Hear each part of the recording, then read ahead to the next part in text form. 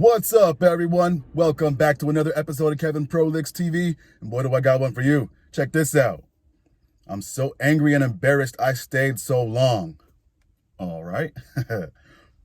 I, 29 female, have been with my fiance, 39 male, for 9 years. We've been engaged for 3 of those years, and not a single plan has been made to get married. I hit my limit because my dream was always to have kids before I was 30, and I feel like he wasted so much of my time, and I just let him. I'm so angry at myself. At the 6-year mark, I told him I need a ring or I walk, and well, I got the ring. It just never amounted to anything. I don't even wear it anymore, and he hasn't noticed. I can't bring myself to anymore.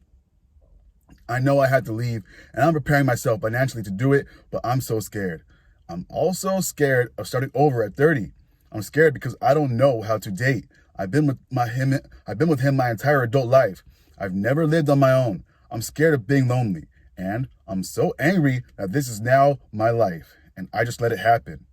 I'd love to hear some harsh truths or some advice on dealing with this. All right, here's some advice.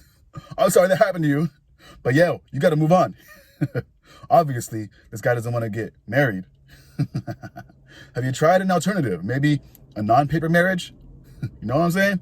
Anyway, here's some comments. You should be more afraid of staying in this dead-end relationship than you are of leaving. You've given too much of your own power to someone who is taking advantage of it. Take back power and you won't be scared. There's an idea. OP says, I have given him way too much power over my life. You're right. You think? Someone says, I was 29 when I broke out of a 5-year relationship after living together for 4 years. It took me a full year to work through my feelings of falling out of love while watching everyone around me get married as he was dragging his feet. Our lives were so entangled at that point. It would have been easier to stay. We had no major issues and many conversations about the future, but I never fully understood his hesitancy. So he told you? Another person says, I was very amicably broken up with at 34. 11 months before I met my future husband at 35, whom I married at 36. Still going strong with 2 kids over a decade later. You are sad now, but a year from now, you may already be dating your future husband or just about to meet him. Good things are coming and you just got one step closer to them. Someone says, my story is so similar, except it's now been over 22 years. Good for you. Another person, first off, 29 is so young. Secondly, you don't have to do everything at once if it's overwhelming. Can you move in with a friend or family member while you save money and look for long-term housing? Leaving will be the biggest and hardest step. Things will become easier once you get over that hurdle. On the plus side, you know what you will and won't tolerate and can take that to your next relationship. Don't be embarrassed. Give yourself credit that you know you're not in a healthy place and want to leave. Okay, there's an idea. Someone says, I literally got a divorce at 29 and moved in with my parents and met my soulmate at 30. Someone else says, that was my first thought. OP is only 29. I was just dumped by my ex much older who wouldn't set a date. And I met Mr. 99 by just burying my routine. Stopped by a bar I'd never been to so I could see a friend who tended there. He sat down next to me and started checking his messages at the same time my roommate called to check in. My friend looked up and said, I hope you two are talking to each other. We've been married for almost 25 years. Now I tell people wanting to meet someone to do at least one thing differently a week. There's an idea. Another person says, I started dating at 40 after a 20-year relationship, married for 7. I met my person very soon after and have never been happier with the right partner. I stayed in my last relationship for as long as I did because just like you, I was with him for so long, we basically grew up together. I was scared of the unknown and he was all I knew. I succumbed to the sunk cost fallacy and I regretted not getting out earlier. At least the best thing that came out of that relationship was my little girl. Interesting. You're still so young and starting over isn't that hard, to be honest. Do what you feel is right and what makes you happy.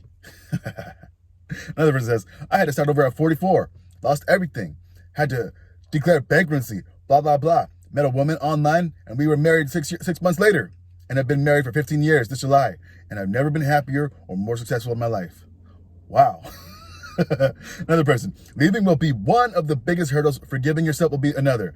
If you are in a position to move on with someone before moving out on your own, it may give you a little bit of mental reprieve from all the change coming your way. Give yourself grace. Sometimes it's hard to see the forest through the trees. Interesting. All right, one more person. 29 isn't old at all. Do you work? Leaving is your biggest hurdle. Things will fall into place after that. Look at options with roommates. Something temporary and affordable. Being alone is scary, but also extremely enjoyable and liberating. When unsure how to do something, ask. People, for the most part, are very helpful. Lonely is a different matter, but it sounds like you are lonely in this relationship anyway. Might as well be free. OP says, I just started a job that would allow me to live anywhere alone comfortably. But I've been a total idiot, and everything I've done financially is with the mindset planning for a future with my soon-to-be ex. All right. Well, there you go. All right. What did we learn? In a relationship for 9 years, they had an age gap, but I don't think that was a problem for them. There wasn't any clear reason why they were waiting or why he was waiting. And she stayed. Probably when she shouldn't have. All right. So what would you have done? Would you have stayed? Would you have left? I don't know. I'm upfront about this stuff with people. Any woman that comes in my way, I tell her, hey, this is cool, what we got going on, but I like marriage. I like the idea of marriage, but I'm not trying to get married. There's too much with that. Like the other commenter said, bankruptcy and all that stuff. No, thank you. I like my money where it's at. Anyway, this has been another episode of Kevin Prolix TV. Make sure you like, comment, subscribe, and share. Hit the description box with a super chat, and I'll read it on the next episode. Anyway, peace.